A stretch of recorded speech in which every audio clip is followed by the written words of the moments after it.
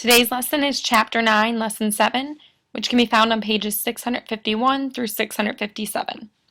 Our objective is I can subtract fractions with like-unlike denominators. Today's lesson is Chapter 9, Lesson 7, which can be found on pages 651 through 657.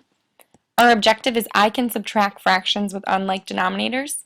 Question 1. In the video, Step 1 shows the numbers stacked, horizontally or vertically. Question 2. How much bigger was the female Cuban tree frog from the male Cuban tree frog?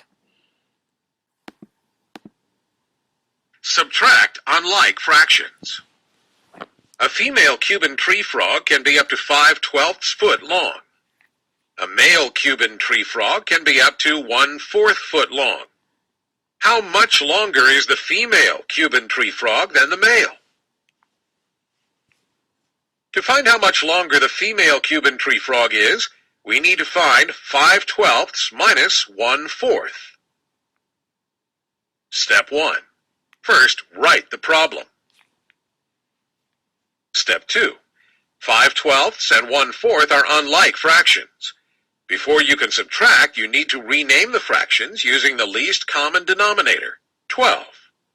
Multiply the numerator and denominator of 5/12 by 1, so the denominator remains 12. Multiply the numerator and denominator of 1/4 by 3, so the new denominator is 12. Step 3. Now that the fractions have a common denominator, you can subtract the numerators. 5/12 minus 3/12 equals 2/12. 2/12 is not in simplest form because 2 and 12 have a common factor of 2. Divide the numerator and denominator by 2. 2 divided by 2 equals 1, and 12 divided by 2 equals 6. A female Cuban tree frog is 1/6 foot longer than the male.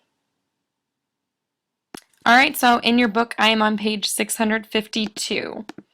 So we are subtracting fractions with unlike denominators here.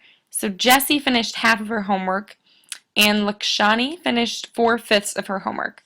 So what fraction more, which tells us we're subtracting, of our homework did Lakshani finish than Jessie?